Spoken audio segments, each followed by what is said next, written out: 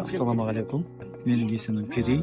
Жан мен тән сауықтыру орталығына келіп, жақсы бір әсер алып қалып жатырмын. Жан мен тәнді бұрын соңды жолдас жігітімнен естігенмін, барып келген, өте жақсы. Айналама айтатын тұғымын. Осында келіңіздер. Осы Ахметбек аға істеген іс өте сапалы болуы міндетті деп, өйткені сенімі мол ол кісіге. Өте жақсы әсер алдық. Осында жаңағыдай адамның денсаулығына не пайдалы, не зиян екенін, адамның құндылығын, жанның құндылығын, тәннің құндылығын осында түсініп үлкен әсер алып кеттік. Ахметбек аға осы кісінің командасына мыңда бір алғыс.